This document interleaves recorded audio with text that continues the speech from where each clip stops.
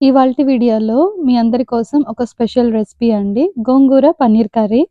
చాలా వరకు మనం గోంగూరతో ఎన్నో రకాల వెరైటీస్ చేసుకుంటాం. ఒక్కసారి పన్నీర్‌తో కూడా మీరు ట్రై చేసి ఉండకపోతే మాత్రం పక్కా ట్రై చేయండి.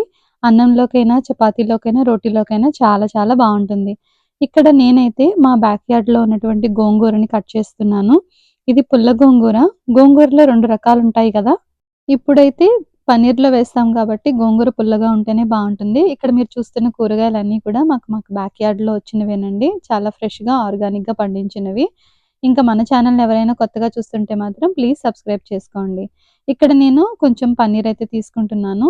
పన్నీర్‌ని మనం వండడానికి ముందు కొంచెం వేడి నీళ్ళల్లో వేసి కాసేపు ఉంచితే అది మనం వండుకునేటప్పుడు కొంచెం సాఫ్ట్‌గా, మెత్తగా ఉంటుంది. అలాగే స్పైసెస్ అన్నీ బాగా అబ్జర్వ్ చేసుకుంటుంది.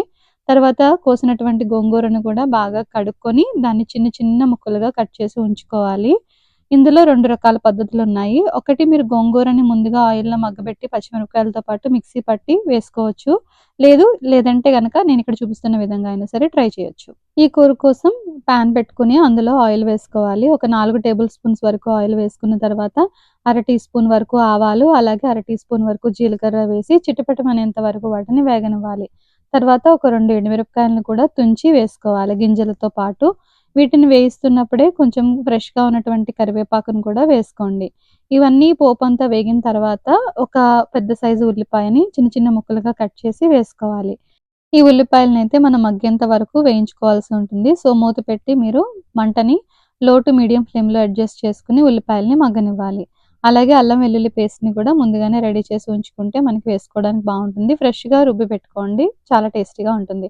ఇక్కడ నేను ఒక టీ స్పూన్ వరకు అల్లం వెల్లుల్లి పేస్ట్‌ని వేసి పచ్చివాసన పోయేంత వరకు కూడా ఈ ఉల్లిపాయలతో పాటు దాన్ని వేయించుకోవాలి. ఈలోపు మనం కట్ చేసుకున్నటువంటి గోంగూర, అలాగే పన్నీర్‌ని కూడా చిన్న చిన్న ముక్కలుగా కట్ చేసి రెడీగా ఉంచుకోవాలి.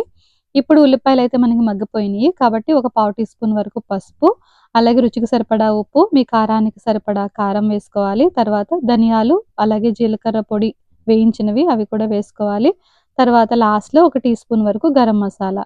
ఇందులో మనం వేసే స్పైసెస్ అన్నీ కామన్‌గా ఇంట్లో వాడుకునేవేనండి. ఎక్స్‌ట్రా మనం ఏదైనా యూజ్ చేస్తున్నాము అంటే అది ఒక టీ స్పూన్ వరకు గరం మసాలా మాత్రమే. సో, అవన్నీ వేసి ఉల్లిపాయలతో పాటు ఈ మనం వేసిన స్పైస్ పౌడర్స్ అనేవేవి గూడా మాడిపోకుండా చక్కగా వేయించుకోవాలి. తర్వాత కట్ చేసి పెట్టుకున్నటువంటి గోంగూరను కూడా వేసి బాగా కలుపుకోవాలి. ఈ గోంగూరను మనం మూత పెట్టి మగ్గించుకుంటే చాలా తొందరగానే మగ్గిపోతుంది.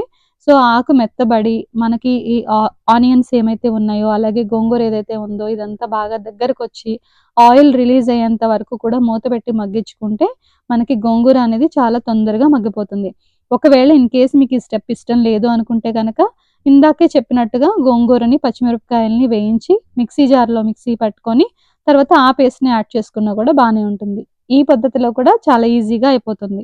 సో, ఇలా మూత పెట్టి కొంచెం సేపు మగ్గించుకుంటే చూసారు కదా! మీకు చివర్లో ఆయిల్ కనపడుతుంది కదా! సో, మనకి గోంగూర అనేది చాలా చక్కగా మగ్గిపోయింది. ఇప్పుడు ఒక 2 టమాటోలని కట్ చేసి వాటిని మిక్సీ పట్టుకొని ప్యూరీలా చేసుకొని దాన్ని కూడా యాడ్ చేసుకోవాలి. సో, టమాటోని ప్యూరీ చేసి వేసాం కదా! ఇదంతా కూడా ఒకసారి బాగా మిక్స్ చేసుకోవాలి గోంగూరతో పాటు. అలాగే టమాటోల్లో ఉన్న పులుపు, ఇంకా గోంగూరలో ఉన్న పులుపు మనకి సరిగ్గా సరిపోతుంది. పన్నీర్‌కి బాగా పట్టుకుంటుంది. కూర కూడా చాలా టేస్టీగా ఉంటుంది.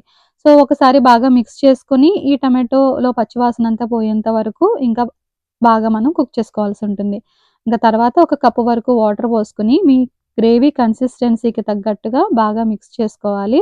ఇందాక మనం పచ్చిమిరపకాయలైతే యాడ్ చేయలేదు కాబట్టి, మీ కారానికి తగ్గట్టుగా పచ్చిమిరపకాయలను కూడా యాడ్ చేసుకోండి. ఇంకా పచ్చిమిరపకాయలనేవి నేను వేసినవి అసలు కారం లేవు. అందుకని కొంచెం ఎక్కువ వేసుకున్నాను. మీరు కారం అనేది చూసైతే వేసుకోండి. ఇప్పుడు మనకి పైన ఆయిల్ అనేది తేలుతుంది. ఇప్పుడు పన్నీర్‌ని మనం చిన్న చిన్న ముక్కలుగా కట్ చేసి వేసుకోవాలి.